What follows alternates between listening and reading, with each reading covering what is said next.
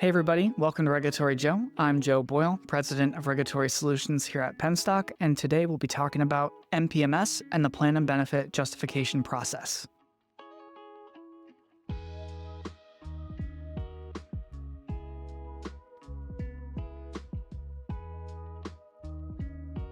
So let's just dive right into it. What is MPMS and what is the plan and benefit justification process? Well, for those of you who are close to the work and have worked directly with health plan filings for more than 1 year, you would have been around at the time when CMS transitioned the submission process in HIOS to MPMS. Now, for the past number of years, CMS has always published their templates, tools, and instructions on an annual basis in draft and final format on the CMS application webpage. Up until this past plan year, when CMS releases their draft and final templates, they always release the plan and benefit template in tandem with the plan and benefit template justification form, which is usually a PDF document with fillable fields alongside the Excel file that they publish. The really important takeaway for 2026 is that CMS has migrated the PDF justification form from the application webpage into the MPMS portal. The really big reason of why this is so critical for issuers and users is because the MPMS portal, for those of you who actually have access and utilize the system in the PM community,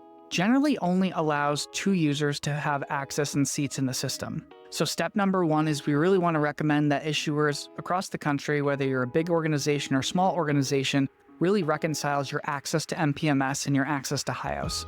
Are your current users in the system accurate and your current staff on hand assigned to the work to complete this for 2026, responsible for developing your plans and benefits, creating the template, validating the template, and submitting it to CMS? We want to make sure that that subject matter expert has direct access to MPMS and even possibly the PM community.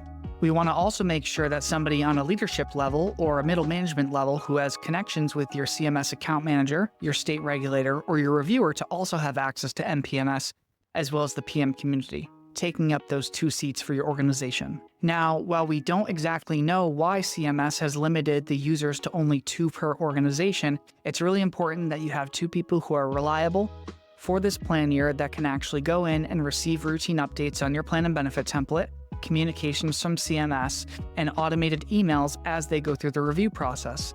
Because unlike in past years, that justification form is no longer controllable by your issuer. So how does it actually work and when does the process actually start?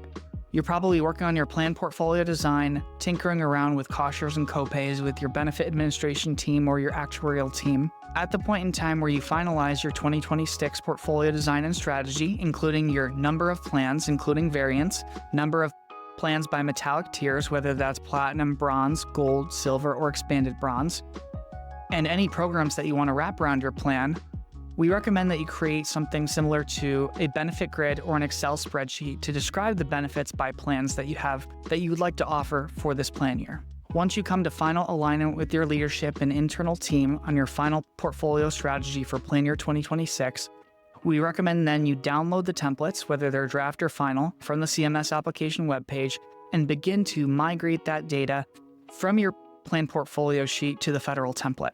As a best practice, we recommend that you convert data from your internal source of truth to your federal template 1 plan at a time. Whatever priority order you'd like, we recommend you build in 1 plan on your benefits package tab, followed by your cost share variant tab, and run validation checks, each and every plan. Now, the value add to actually running your validation tools each plan instead of waiting till you've populated your entire portfolio suite is to mitigate issues that would otherwise be found on your plan and benefit template justification form. The tools put forth by CMS that you're running on the plan and benefit template inherently have methodology from CMS that will call out if your plan is in compliance or out of compliance.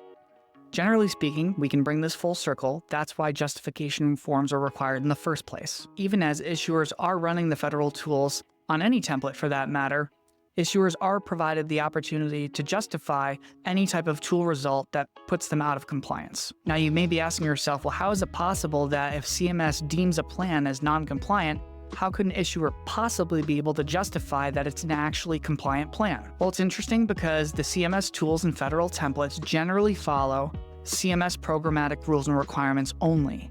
CMS's tools do not incorporate state-based requirements or state-based specifics. So for example, any state on a federal exchange, generally speaking, if you have a An ACA-compliant plan on the FFM is going to pass a tool with no justification required. Generally speaking, issuers will have more opportunity to justify a plan that CMS feels is out of compliance to actually make that plan compliant. While most of you or some of you may be familiar with that process today, why is it important that we're calling it out for 2026?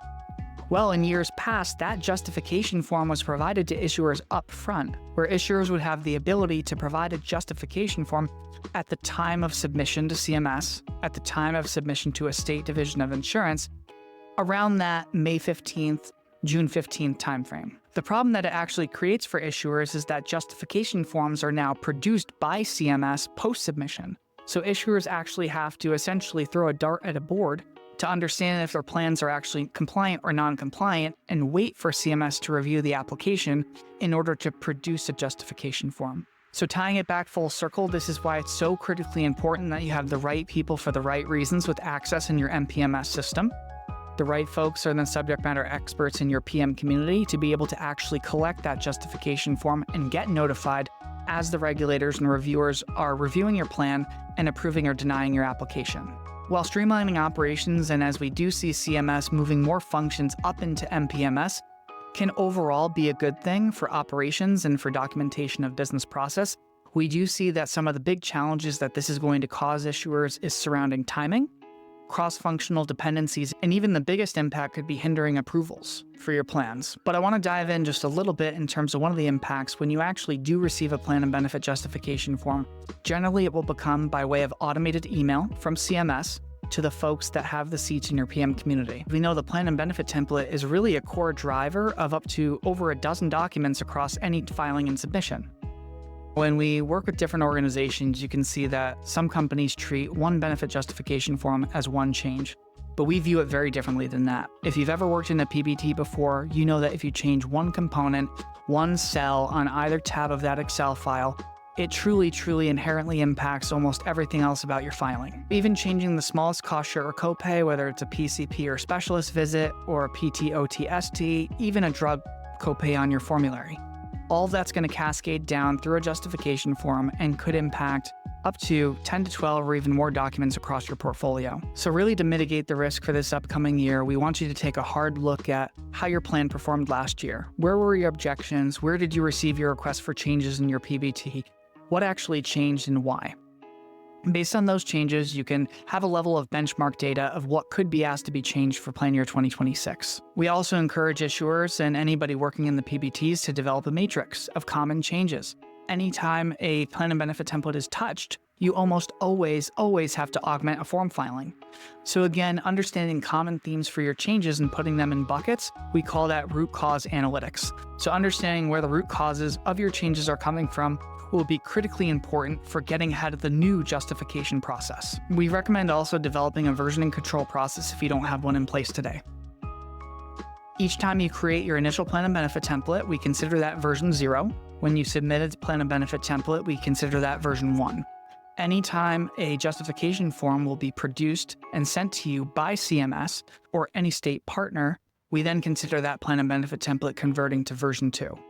If you receive another justification form or request for update, we then want to make sure that PBT references version 3, so on and so forth. And to really streamline your internal operations and core business process, I can't stress enough the importance of version and control with your templates.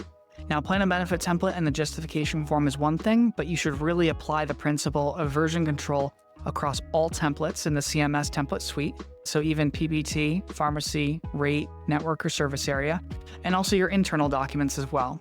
You really want to be able to develop a core repository where you can look back at former documentation year over year and actually understand the changes that occurred quickly and concisely. And one last thing I wanted to touch on, which is more important for executive sponsors and more of the leadership in organizations a little bit further removed from the work, is the approval process. One of the big implications for 2026 that may impact issuers on a leadership level is delays in approvals. Having the justification process pre-approval allowed issuers to justify their plans and have quicker speed to market, allowing them to focus more on enrollment readiness functions. Having the justification process now ingested post-approval may hinder approvals closer to the September-October timeframe ahead of enrollment.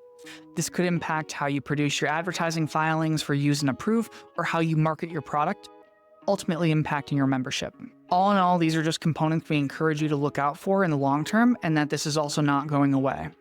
If CMS is now pushing the plan and benefit justification form into MPMS, we do see a theme that they will continue to put other justification forms for templates and supporting documents into MPMS as well. It'll be very important for you and your team to proactively document changes you think may result in a justification form that'll save you time and speed to market, get you approvals more quickly, and help alleviate any review process or rework with your regulator and CMS. At the end of the day, I think we can all agree justification forms are here for a reason and they're here to stay. But that being said, won't hurt to get ahead of the process and changes for this year to save some time and to optimize how we go to market. That said, give us a like, give us a share, and we'll see y'all next time.